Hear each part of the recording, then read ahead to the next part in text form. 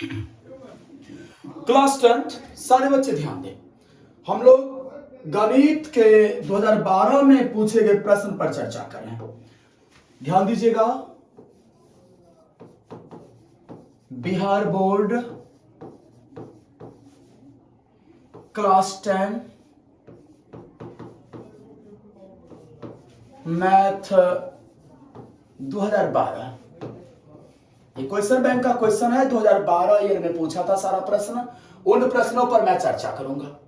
पहला प्रश्न मेरा है प्रश्न संख्या 1। प्रश्न कह रहा है प्रथम 5 पूर्ण संख्या का माध्य। ध्यान दीजिए सब कोई। सबसे पहले हमें प्रथम 5 पूर्ण संख्या का माध्य निकालना है। तो पहले आप ये जान लो, 1 सेकेंड,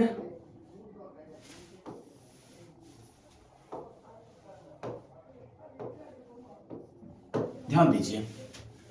पहला प्रश्न कह रहा है प्रथम 5 पूर्ण संख्या का माध्य क्या होगा। तो सबसे पहले मैं ये जान लूं कि प्रथम 5 पूर्ण संख्या क्या सब होता है। ध्यान दीजिए, पूर्ण संख्या में किसे कहूंगा पहले सो बताइए मुझे। वैसी संख्या जो 0 से स्टार्ट हो और अनंत तक के, अर्थात ये कह सकते हो आप कि 0 से लेकर के अनंत तक के बीच की संख्या को मैं पूर्ण संख्या कहूंगा। तो 0, 1, 2, 3, 4 ये प्रथम 5 पूर्ण संख्या मेरा हो गया। हमें बाबू निकालना है माध्य। माध्य बराबर सूत्र होता है प्रेक्षणों का योग बट्टा संख्या। ठीक है ना। तो 0 + 1 + 2 + 3 + 4 और बट्टा इसका संख्या 5। अब आप इसे ऐड कर दो, 4 3 7 2 9 1 10, 10 बट्टा 5। अगर आप इसे काटते हो तो 5 दूना 10, ये मेरा 2 हो गया करेक्ट आंसर पहला प्रश्न का। अब चलिए 2 नंबर प्रश्न 2012 में क्या बोर्ड पूछा था। प्रश्न संख्या 2 पूछा था बिहार बोर्ड ऑब्जेक्टिव में कि 2 वृत्त है। मेरे पास 2 वृत्त है जिनके क्षेत्रफलों का अनुपात, ध्यान दीजिए, दिया क्या है, पहले वृत्त का क्षेत्रफल, अनुपात का मतलब बट्टा होता है, बट्टा दूसरे वृत्त का क्षेत्रफल, और इसका अनुपात दिया था 4:1। ठीक है ना। और हमें दोनों वृत्त के ना त्रिज्या का अनुपात निकालना है। आई होप सब कोई समझ रहे होंगे सवाल को। ध्यान दीजिए, वृत्त का क्षेत्रफल क्या सूत्र होता है, पाई r स्क्वायर।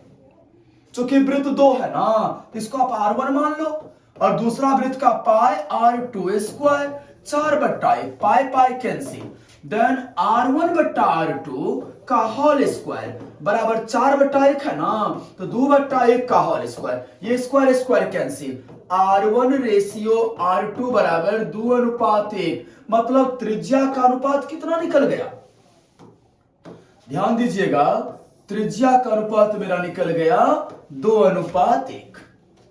समझ गए सवाल को, कोई डाउट नहीं। अब चलिए अगला प्रश्न, प्रश्न संख्या 3 नंबर प्रश्न में उसी साल पूछा था। ध्यान दीजिएगा, प्रश्न पूछा था 3 नंबर में कि tan थीटा बराबर √3, तो थीटा का मान क्या होगा। यह सवाल ना भी आया है। इस टाइप का सवाल आप लोग को 2024 में भी भेंट होगा। इस टाइप के क्वेश्चन से बनाएंगे कैसे, देखिए, इधर जो भी त्रिकोणमितीय अनुपात दिया रहे और इस साइड एक डिजिट दिया रहेगा, माफ कीजिएगा, मैं ना सबसे पहले ये सोच देखूंगा कि tan थीटा और tan में √3 किसका वैल्यू है। याद कीजिए सब कोई, tan 60 है कि नहीं। इस साइड में tan 60 लिख दूंगा, tan tan कैंसिल हो गया, थीटा बराबर 60 डिग्री, ये हो गया मेरा करेक्ट आंसर। थीटा कितना निकल गया, 60 डिग्री। सवाल समझ में आ गया आप लोग को। अब चलिए अगला प्रश्न,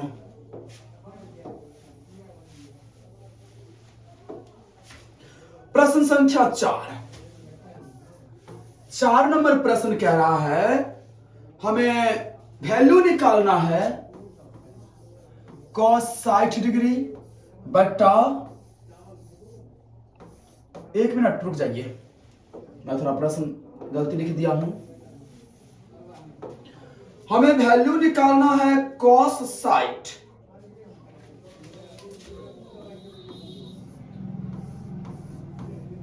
-1, ऊपर में प्लस है, माफ कीजिएगा, और cos 60 डिग्री -1, इसका मान हमें निकालना है। तो ध्यान दीजिए, सबसे पहले मुझे यह देखना होगा कि cos 60 का मान कितना होता है। बात समझ गए? तो ध्यान दीजिए, cos 60 डिग्री का मान होता है 1/2। cos 60 का मान कितना होता है? 1/2। तो मैं लिख सकता हूं 1/2 प्लस 1/1, नीचा में 1/2 माइनस 1/1।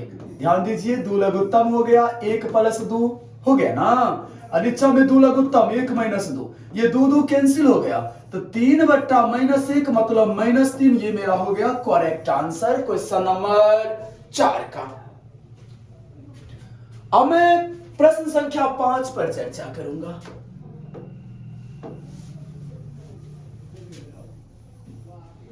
पांच नंबर प्रश्न देखिए क्या कर रहा है। प्रश्न कर रहा है यदि अल्फा और बीटा, प्रश्न कर रहा है कि यदि अल्फा और बीटा, ध्यान दीजिएगा, 5 नंबर प्रश्न, अल्फा और बीटा बहुपद x² प्लस x प्लस 1 का मूल है। तो ध्यान दीजिए, यहां a बराबर 1 हो जाएगा, b बराबर 1 हो जाएगा और c बराबर भी 1 हो जाएगा। बात समझ गए ना? हमें वैल्यू निकालना है 1/अल्फा जो 1/बीटा का। क्या करेंगे? भिन्न का जोड़ कर लो पहले। अल्फा बीटा लघुत्तम, alpha alpha cancel, beta plus alpha, और अल्फा प्लस बीटा बराबर फॉर्मूला होता है -b/a। याद है ना आप लोग को? वेरी गुड, इतना बराबर ये फॉर्मूला होता है। अल्फा बीटा बराबर होता है c/a। यहां a और a कैंसिल हो गया, देन -b/c, और -b में मेरा वैल्यू कितना जाएगा? -1/1, मतलब -1 इज करेक्ट आंसर। अब चलिए प्रश्न संख्या 6, मैं चर्चा कर रहा हूं प्रश्न संख्या 6। 2012 में ये सारे प्रश्न पूछे गए थे बिहार बोर्ड के द्वारा। ध्यान दीजिएगा, 6 में क्या कर रहा है? हमें द्विघात बहुपद निकालनी है। दिया क्या है? मूलों का योग, अर्थात अल्फा प्लस बीटा दिया है 2 और अल्फा बीटा दिया है बाबू -15। याद है सबको? ना याद है? अरे द्विघात बहुपद, ये ना पक्का पूछेगा 2024 में, गठरी बांध लीजिए, पक्का पूछना ही सवाल कर। बिहार बोर्ड ये सवाल पूछेगी पूछेगी, फिक्स है। द्विघात बहुपद बराबर सूत्र होता है x² minus alpha plus beta into x plus alpha beta. ठीक है ना? ये फॉर्मूला होता है। तो x² minus alpha plus beta में कितना लिखूंगा? अल्फा प्लस बीटा कितना दिया है? 2 दिया है ना, तो 2x और प्लस -15 हो गया, then x² minus 2x plus -15 बराबर 0। ये हो गया करेक्ट आंसर 6 नंबर सवाल का। अब चलिए सवाल नंबर 7, ध्यान दीजिएगा। क्वेश्चन नंबर 7 कह रहा है कि बिंदु Q से किसी वृत्त पर स्पर्श रेखा की लंबाई 24 cm है। मेरे पास बाबू क्या है? एक वृत्त है। ये वृत्त हो गया? वाह, ध्यान दीजिए, एक बिंदु Q है, बात समझे ना, और Q से वृत्त पर स्पर्श रेखा की लंबाई 24 cm है। ध्यान दीजिए, ये हो गया स्पर्श रेखा। क्या रेखा हो गया? ये स्पर्श रेखा। ये Q हो गया, ये मान लीजिए P हो गया, और इसके बीच की दूरी कितनी है? 24 cm। पता है आप लोग को स्पर्श रेखा किसे कहेंगे? ऐसी सीधी रेखा जो वृत्त को केवल एक बिंदु पर स्पर्श करे। यहां ये रेखा PQ वृत्त को बस P बिंदु पर स्पर्श कर रही है। अब चलिए फिर प्रश्न क्या कर रहा है? और केंद्र से Q की दूरी, ये इस वृत्त का केंद्र हो गया। बात समझ गए ना? और केंद्र से इसकी दूरी दिया है कितना? केंद्र से इसकी दूरी दिया है 25 cm, और हमें वृत्त की त्रिज्या निकालना है, मतलब ओपी हमें निकालना है। एक बात आप लोग याद रखिएगा, स्पर्श बिंदु और त्रिज्या एक दूसरे लंबवत होती है, अर्थात यहां 90 डिग्री का कोण बनेगा। बात समझ गए? ध्यान दीजिए सब कोई। अब चलिए, सबसे पहले इसमें दिया क्या है, या ये सब नहीं भी लिखिएगा चलेगा, क्योंकि ऑब्जेक्टिव हम बना रहे हैं ना, तो ऑब्जेक्टिव में तो हमें टाइम बचाना है। ये समकोण त्रिभुज हो गया, समकोण त्रिभुज, ये इसका कर्ण हो गया, क्योंकि समकोण की सामने वाली भुजा कर्ण कहलाती है, और इसका हमें लंब निकालना है। ओपी बराबर क्या सूत्र हो जाएगा, root under O Q square माने कर्ण स्क्वायर मतलब पी क्यू स्क्वायर, उसमें से घटा दो आप रूट में, यही ना सूत्र होता है।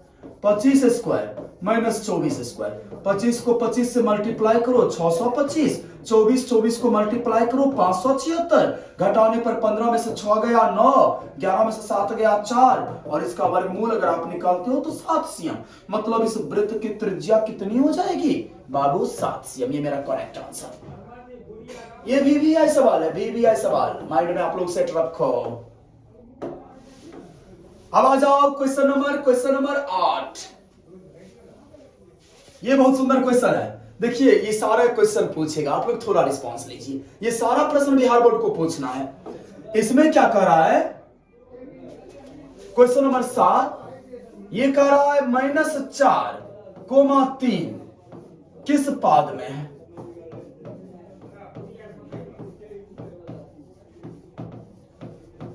इसको चतुर्थांश भी कहा जाता है। मैं एक सिस्टम समझा रहा हूं, आप लोग ध्यान से देखो, ध्यान दीजिए। ये हो गया एक्स एक्सिस, ये हो गया वाई एक्सिस। इसे मैं कहूंगा प्रथम पाद। क्या कहूंगा, प्रथम पाद। और इसमें ना दोनों पॉजिटिव होता है, एक्स भी वाई भी, समझे। और इसका जो ये मूव करता है एंटी क्लॉकवाइज, ये प्रथम है तो ये द्वितीय नहीं होगा, ये द्वितीय हो गया, ये हो गया द्वितीय पाद। ए में क्या हो जाएगा, x माइनस होगा और y प्लस हो जाएगा, ये हो गया तृतीय पाद। ए में क्या होगा, दोनों माइनस, और ये हो गया चतुर्थ पाद। इसमें क्या हो जाएगा, पहला प्लस दूसरा माइनस। अब आप देखो इस सवाल में पहला माइनस है और दूसरा क्या है, प्लस है। ये तीन तो प्लस में है ना, पहला माइनस दूसरा प्लस। देखिए किस पद में होगा, प्रथम में नहीं, दोनों प्लस। द्वितीय में होगा ना, तो आंसर इसका द्वितीय हो गया, क्योंकि द्वितीय में पहला निगेटिव होता है, दूसरा पॉजिटिव। अगर यहां दोनों में माइनस रहता तब तृतीय पद होता। बात समझ गए ना, इसका करेक्ट आंसर क्या हो जाएगा, द्वितीय पद। बाबू ये प्रश्न कम से कम 2 रहेगा एक नंबरा में, फिक्स है। एक नंबरा में 2 प्रश्न ये रहेगा तो रहेगा इस लेवल का। बात समझे ना, आप लोग इस चार्ट को याद रखिएगा। आगे बढ़ जाऊं मैं, चलिए। अब क्वेश्चन नंबर 8, ये सॉरी ये 8 था ना, ये 8 था, पॉइंट मिस हुआ, ये 8 था। मैं 9 नंबर प्रश्न पर चर्चा करूंगा, ध्यान दीजिए।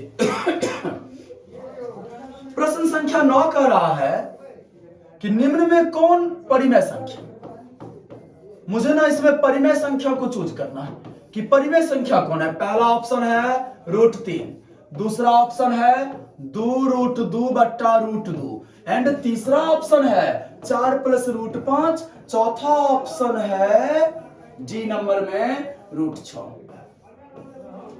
अब इसमें से एक है परिमेय संख्या, पता लगाओ कौन सा है परिमेय संख्या। भाई साहब ये हो गया परिमेय संख्या। क्यों हो गया, √2 कैंसिल, बचा क्या, 2 क्या है, परिमेय संख्या।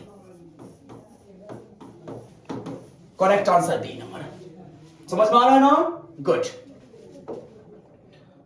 अब चर्चा कर रहा हूं क्वेश्चन नंबर 10।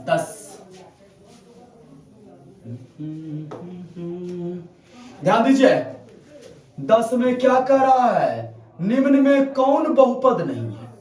ध्यान दीजिए, बहुपद नहीं है। 4 ऑप्शन है। पहला ऑप्शन ए नंबर में दिया गया है √5x² - 3√2x + 4। Option number B में दिया गया है 1/4 x cube minus 3x square plus 1/√3x plus 2।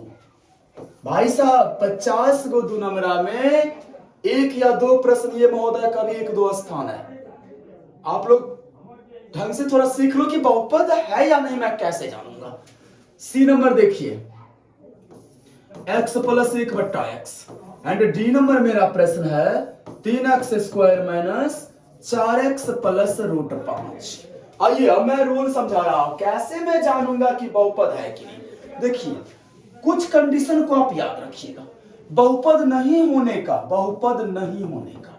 माने इसका पहला कंडीशन क्या है कि चर राशि रूट में हो।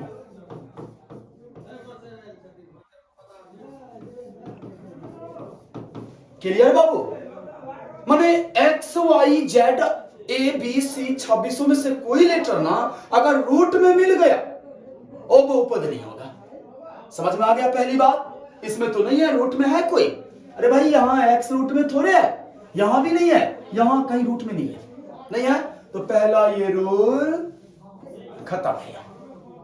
फिर मैं क्या चेक करूंगा कि चर राशि का घात ऋणात्मक हो, माइनस में हो।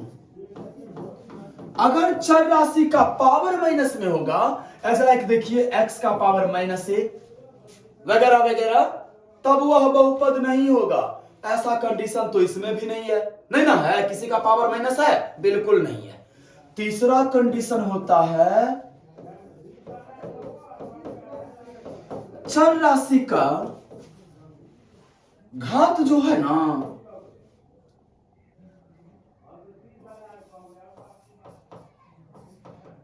ध्यान दीजिएगा, नॉर्मली वो भिन्न रूप में हो। बात समझ रहे हैं?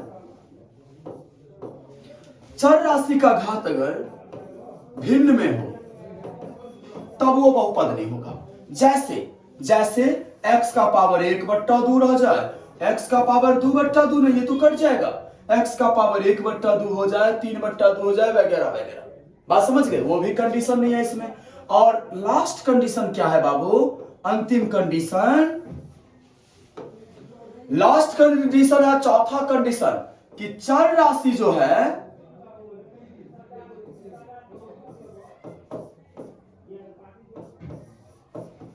भिन्न में हर में हो, अर्थात नीचे में हो चर राशि। ये रहा, देखिए x नीचे में है ना, भिन्न में नीचे में, तो ये बहुपद नहीं होगा, बाद बाकी ये सब बहुपद है। कंडीशन समझ गए? कोई डाउट किसी को 10 नंबर प्रश्न तक? गुड।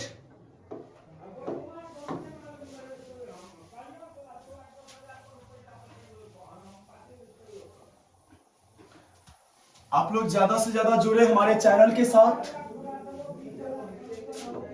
ध्यान दीजिए, मैं हर संभव कोशिश करूंगा कि क्लास 10th वाले जो भी स्टूडेंट है जो मेरे चैनल को देख रहे हैं उनका रिजल्ट अच्छा जाए। धीरे धीरे सारा विषय का यहाँ कॉन्सेप्ट डाला जाएगा। फिलहाल हम मैथ पर ज्यादा थोड़ा भी टारगेट कर रहे हैं। 11 नंबर प्रश्न, रूट में 1 माइनस साइन स्क्वायर बट्टा 1 माइनस कॉस स्क्वायर रूट में है। ध्यान दीजिए, इसका वैल्यू क्या होगा? आप सबको पता है 1 माइनस साइन स्क्वायर थीटा बराबर कॉस स्क्वायर थीटा होता है। क्या होता है? Cos square and 1 minus cos square equal to sine square. Formula वही। अब एक और सूत्र यहां लगा लो, कॉस बट्टा साइन बराबर क्या होता है? कॉट। क्या होता है?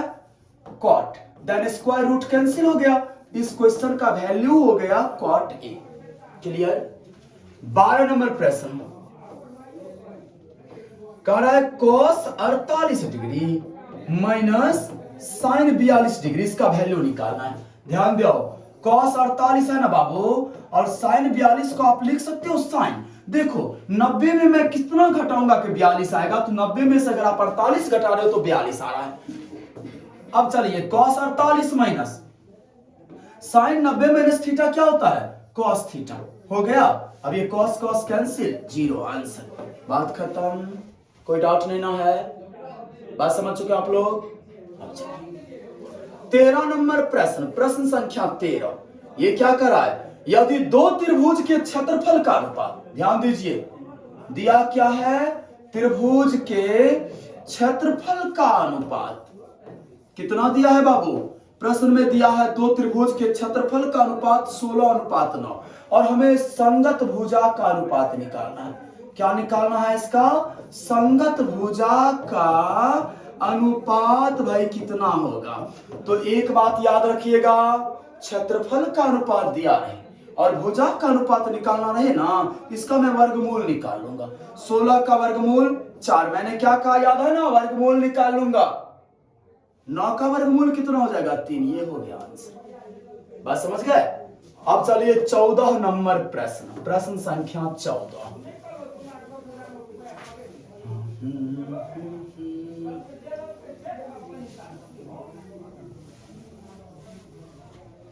ध्यान दे, प्रश्न संख्या 16 नहीं 15 क्या कह रहा है, 15 प्रश्न कर रहा है किसी बिंदु की y अक्ष से दूरी उस बिंदु की क्या कहलाती है। ध्यान रखिएगा, y अक्ष से किसी बिंदु की दूरी x निर्देशांक कहलाएगी। या तो आप x निर्देशांक लिखो या नहीं तो x निर्देशांक और हम क्या कहते हैं, भुज। ये दोनों में से कौन आंसर हो जाएगा, समझ गए। प्रश्न संख्या 16 कह रहा है बउआ, ध्यान दीजिए कि 15,8 की दूरी मूल बिंदु से कितना होगा। ध्यान दीजिए सब कोई, मूल बिंदु से दूरी बराबर सूत्र होता है √x² जोड़ y²।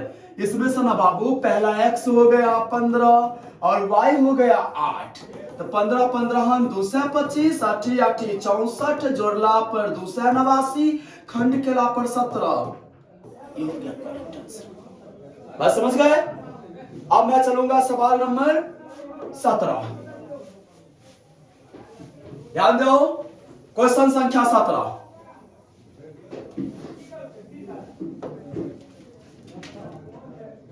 में हमारे पास एक एपी दिया गया, एपी मेरा है 2 7 12 और इसका मुझे 10वां पद निकालना है।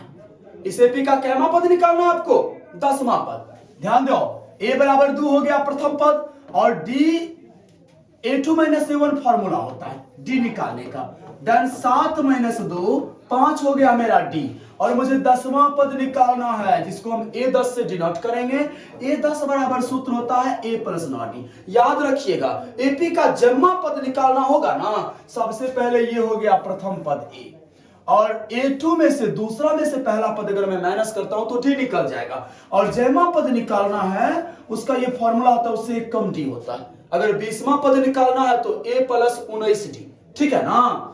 a का मान कितना डालोगे, 2 प्लस 9 गुने 5, मतलब 2 + 9 = 45, 45 2 47 इज करेक्ट आंसर। अब हम लोग चलेंगे बाबू 18 नंबर प्रश्न। 18 नंबर प्रश्न जो है स्टेटमेंट है। प्रश्न क्या कर रहा है, यदि एक त्रिभुज के एक कोण की समद्विभाजक रेखा त्रिभुज की माध्यिका हो तो वह त्रिभुज क्या कहलाएगी। ध्यान दीजिए, वो त्रिभुज, ध्यान दीजिए एक त्रिभुज है मेरे पास, एबीसी नाम दे दीजिए।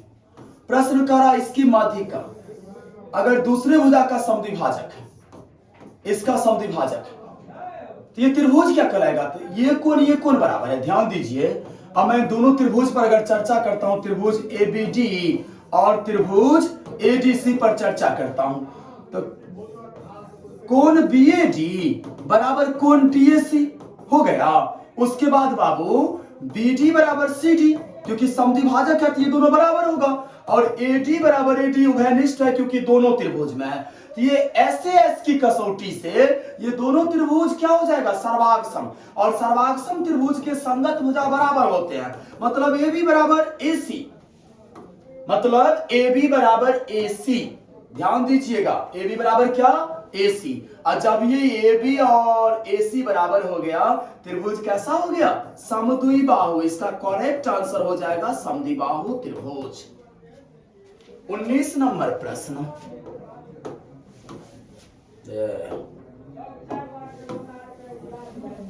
19 नंबर प्रश्न कह रहा है पाई क्या?